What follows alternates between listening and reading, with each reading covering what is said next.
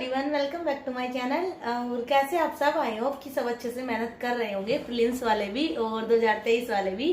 तो आज मैं आपको बताऊंगी GS3 की जो सिलेबस है उसका एनालाइज।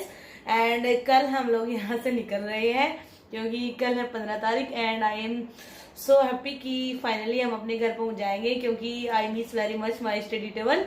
एंड मैं आप लोगों के लिए ये वीडियो बना रही हूँ। आज 14 तारीख है और कल हम लोग निकल जाएंगे। तो आज ही मैं दोनों वीडियो को शेड्यूल में लगा दूंगी, 15 तारीख वाली भी और 16 तारीख वाली भी, क्योंकि फिर रास्ते में वीडियो नहीं बन पाएगी। और कल भी वीडियो नहीं बन पाई है। एंड सॉरी टू से कि कल लाइव नहीं कर पाए क्योंकि मुझे थोड़ा बैक पेन था, सिर में भी था लेकिन बैक पेन ज्यादा था, इसलिए लाइव नहीं हो पाई, उसके लिए सॉरी। एंड अभी चलो मैं आपको GS3 के लिए सिलेबस का जो एनालाइज है वो कर देती हूँ और उसके बाद मैं GS4 वाला भी आज ही कर दूंगी, जो कि आपको कल वीडियो मिल जाएगी 16 तारीख को। एंड 17 को मैं अपने स्टडी टेबल से ही आपके लिए वीडियो बनाऊंगी, जिसके लिए मैं बहुत ज़्यादा एक्साइटेड हूँ क्योंकि यहाँ पे स्टडी तो हुई है लेकिन अपनी स्टडी टेबल को मैंने बहुत मिस किया है, इसी को ही टेबल बनाया हुआ था। तो चलो मैं आपको GS3 के सिलेबस का एनालाइज कराती हूँ। ये है आपका इकोनॉमी का सिलेबस, और यानी कि GS3 का, जिसमें कि आपका इकोनॉमी भी आता है, पर्यावरण भी आता है और आपका एक टॉपिक आंतरिक सुरक्षा भी आता है। तो चलिए इस पे बात करते हैं। तो इसमें आपकी पहली यूनिट है भारतीय अर्थव्यवस्था तथा योजना, संसाधनों को जुटाने, प्रगति, विकास और रोजगार से संबंधित विषय।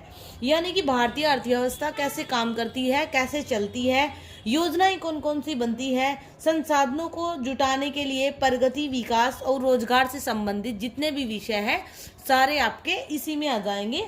एंड सेकंड आपकी यूनिट है समावेशी विकास तथा इससे उत्पन्न विषय। यानी कि जो समावेशी विकास होता है, समावेशी विकास मतलब कि जो आज हम डेवलपमेंट कर रहे हैं वो आगे आके आने वाली पीढ़ियों के भी काम आए, और उससे उत्पन्न जितने भी विषय होते हैं वो सारे इसमें हैं। ये आपका करंट से भी हो जाएगा और आपको उस बुक में भी मिल जाएगा जो 12th क्लास की बुक होती है इकोनॉमी की, NCERT की। उसके बाद सरकारी बजट। सरकारी बजट की बात है, एक तो आपको इसका स्टैटिक पोर्शन थोड़ा पता होना चाहिए, जो कि आपको टीचर्स की अगर आप क्लास करेंगे वहाँ पे भी मिल जाएगा या फिर आपको बुक में भी मिल जाएगा, और एक दृष्टि की क्विक बुक आती है उसमें भी मिल जाएगा। एंड सबसे ज़्यादा इसको आपको करना है करंट से, जैसे कि अभी बजट जो आया है उसको करना है। जिन बच्चों को 22 में एग्जाम देना है, जिनको 23 में एग्जाम देना है, वो नेक्स्ट ईयर वाला बजट करेंगे, इस बार वाला नहीं। फोर्थ यूनिट है आपकी मुख्य फसलें। यानी कि भारत में फसलों का जो भी पैटर्न है, जितनी भी फसलें हैं, जितने प्रकार की हैं, सिंचाई कितने प्रकार की होती है, परिवहन अक्षमता भारत की कितनी है, जैसे कि जो एयर में भी है और जो परिवहन अक्षमता भारत की पानी में भी है, मतलब जो जहाज इधर से उधर लेके जाते हैं चीज़ों को। एंड विपणन संबंधित विषय, बाधाएं, किसानों की सहायता के लिए ई प्रौद्योगिकी। ई प्रौद्योगिकी मतलब इलेक्ट्रॉनिक प्रौद्योगिकी। ओके, तो इसमें आपको ये सब पढ़ना होगा। ये स्टैटिक पोर्शन का इसमें कमी काम है, सारा आपको करंट से करना है, जो भी करंट में चीज़ें चली होंगी उनसे ही। प्रत्यक्ष एवं अप्रत्यक्ष कृषि सहायता। जितनी भी कृषि के फील्ड में सहायताएं होती है वो प्रत्यक्ष तरह से हो या अप्रत्यक्ष तरह से हो, जैसे कभी न्यूनतम समर्थन मूल्य को ज़्यादा कर दिया जाता है, कभी कम कर दिया जाता है, कभी कोई और चीज़ हो जाती है, वो सब आपको इसमें पढ़ना है। प्रणाली, उद्देश्य, कार्य उसके कैसे है, जन वितरण प्रणाली जो होता नहीं है, ये आपको मतलब जो SC ST में या फिर मतलब उसमें आते हैं, जो क्रीमी लेयर से नीचे आते हैं, उनको नहीं मिलता है जन वितरण प्रणाली। उद्देश्य, कार्य, सीमाएं, सुधार, बफर स्टॉक, खाद्य सुरक्षा संबंधी जितने भी विषय है, प्रौद्योगिकी मिशन, पशुपालन संबंधित अर्थशास्त्र। भारत में खाद्य प्रसंस्करण एवं संबंधित उद्योग, जितने भी भारत में उद्योग है खाद्य प्रसंस्करण से रिलेटेड, यानी कि खाद्य प्रसंस्करण से जितने भी संबंधित आपके उद्योग है वो आपको सारे इसमें करने हैं। कार्य क्षेत्र एवं महत्व, संस्थान, स्थान, ऊपरी और नीचे की अपेक्षाएं, आपूर्ति श्रृंखला प्रबंधन। जितनी भी आपूर्ति श्रृंखला प्रबंधन होता है, जैसे कोई चीज़ यहाँ से मतलब स्टॉक किया जाता है और कोल्ड स्टोरेज बनाए गए हैं भारत में, कैसे वो चलते हैं, तो ये सब आपको इसमें करना है। भारत में भूमि सुधार, ये तो बहुत छोटा सा टॉपिक है देखने में, लेकिन वैसे बहुत बड़ा है। तो स्टैटिक पोर्शन आपको इसका करना है कि भारत में भूमि सुधार कैसे किए गए हैं, और इसका मैं आपको बताऊं, ये आपको हिस्ट्री में जो आज़ादी के बाद का भारत है उस बुक में भी बहुत अच्छे से मिल जाएगा, इकोनॉमी वाली बुक में भी मिल जाएगा, एंड ये आपको पॉलिटी में भी, ये आपको हर जगह, ये यूनिट आपकी हर जगह कवर होगी। और जो जैसे लिटरेसी अभी हाल फिलहाल में ही जो 3 कृषि कानून बनाए गए थे जिनको रद्द कर दिया गया, उसको भी इसमें करंट में शामिल करना, कि अभी भी बनाए गए थे लेकिन बाद में उनको रद्द कर दिया गया due to controversy. And next, उदारीकरण का अर्थव्यवस्था पर प्रभाव। जो भारत में लिबरलाइजेशन आया था उसका क्या प्रभाव अर्थव्यवस्था पर पड़ा, औद्योगिक नीति में परिवर्तन और औद्योगिक विकास पर भी इसका प्रभाव, यानी कि जो भी इंडस्ट्रियल ग्रोथ होते हैं उन पर इसका क्या इफेक्ट पड़ा है जो उदारीकरण हुआ था। तो ये भी आपको विश्व इतिहास में भी मिल जाएगा और इकोनॉमी में भी मिल जाएगा। बुनियादी ढांचा, भारत का जो बुनियादी ढांचा है यानी कि इंफ्रास्ट्रक्चर, और उसमें ऊर्जा, बंदरगाह, सड़क, विमानपत्तन, रेलवे, ये आपको इकोनॉमी की बुक में बहुत अच्छे से मिल जाएगा। निवेश मॉडल, इन्वेस्टमेंट मॉडल, भारत का जो इन्वेस्टमेंट मॉडल है वो कैसे काम करता है, कितना इन्वेस्ट है, विदेशी प्रत्यक्ष विदेशी हस्तांतरण कितना है, भारत का कितना है, निजी हस्तांतरण कितना है, सरकारी कितना है, ये सब आपको इसमें पढ़ने को मिलेगा। और ये करंट के इशू ज़्यादा चलते हैं तो इससे आप करंट से ज़्यादा अपडेट रहे।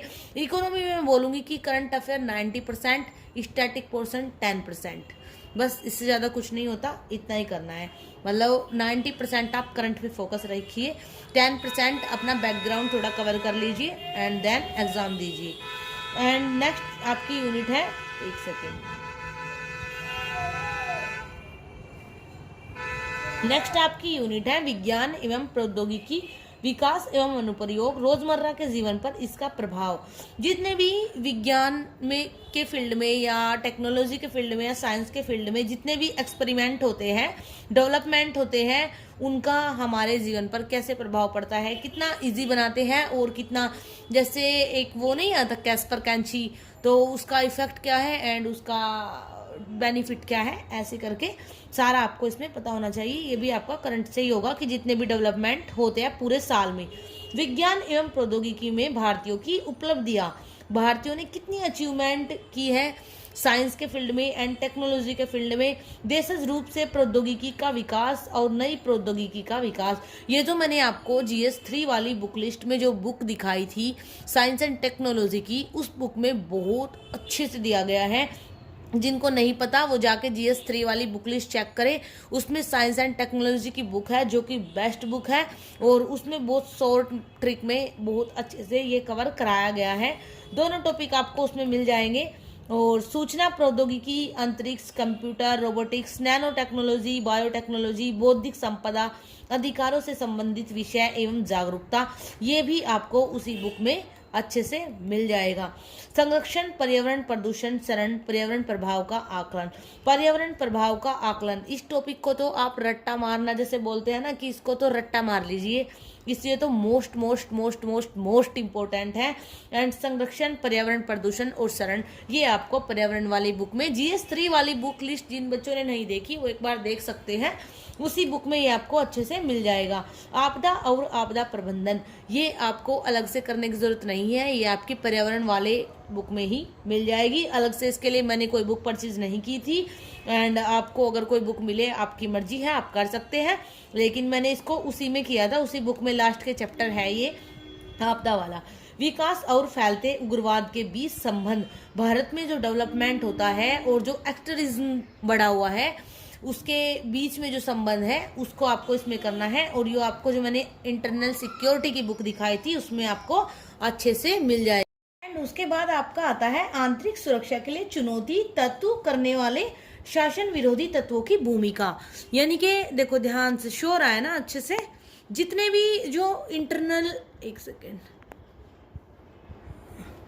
सेकेंड, जो इंटरनल जो हमारी सिक्योरिटी होती है इंडिया की, जितने भी उसको चैलेंज करने वाली चुनौतियां हैं, जैसे कि आपकी ये उग्रवाद हो गई एंड आपकी ये तस्करी हो गई और जो ये ड्रग्स वगैरह की सप्लाई हो गई, ये जितने भी इंटरनल सिक्योरिटी को चैलेंज करने वाले टॉपिक हैं वो सब आपके इसमें आ जाएंगे, इसमें पढ़ेंगे। और ये भी आपको इंटरनल सिक्योरिटी वाली बुक में अच्छे से मिल जाएगा। एंड उसके बाद संचार नेटवर्क के माध्यम से आंतरिक सुरक्षा को चुनौती, संचार नेटवर्क जैसे नहीं होते साइबर क्राइम, आंतरिक सुरक्षा चुनौतियों से मीडिया, सामाजिक नेटवर्किंग साइटों की भूमिका, साइबर सुरक्षा की बुनियादी बातें, धन शोधन और इसे रोकना। एंड ये भी आपका इंटरनल सिक्योरिटी की बुक में अच्छे से कवर हो जाएगा। सीमावर्ती क्षेत्रों में सुरक्षा चुनौतियां एवं उनका प्रबंधन, संगठित अपराध एवं आतंकवाद के बीच संबंध, ये भी आपका इंटरनल सिक्योरिटी वाली बुक से कवर हो जाएगा। और इसमें भी वही आतंकवाद के बारे में और अपराध के बारे में आपको बताना है। पूरे के पूरे चैप्टर आपको ये मिलेंगे जिनसे कि आपका सारा उसमें कवर हो जाएगा। एंड करंट अफेयर से अपडेट करते रहना। विभिन्न सुरक्षा बल संस्थाएं जितने भी है और उनके अधिदेश, उनको मैंडेट कैसे किया जाता है, वो सब भी आपका इसमें आएगा। और ये भी आपका इंटरनल सिक्योरिटी की बुक में एक पूरा चैप्टर है जिसमें बहुत अच्छे से कवर हो जाएगा। बस आपको लास्ट में एक चीज बोलूंगी, करंट अफेयर से इसको अपडेट करते चलना, यानी कि जो भी चीज करंट अफेयर में चल रही हो या तो अपनी करंट अफेयर की मैगजीन में वहीं पे नोट कर लो कि इसके रिलेटेड टॉपिक आपका किस बुक में, किस पेज पे, कहाँ पे है, या फिर आप इस स्टैटिक वाले अपने पोर्शन में लिख लो कि किस मंथ की मैगजीन में कहाँ पे इससे रिलेटेड करंट अफेयर है। एंड देन जब भी आप इस टॉपिक को कवर करो तुरंत आपको लिखा मिलेगा कि करंट अफेयर फरवरी मैगजीन इस पेज पे आपका ये है, तो आप तुरंत वहां जाओ, खोलो और उसको भी साथ में स्टडी कर लो। And now thanks for watching, thanks for loving, keep supporting and bye now, thank you.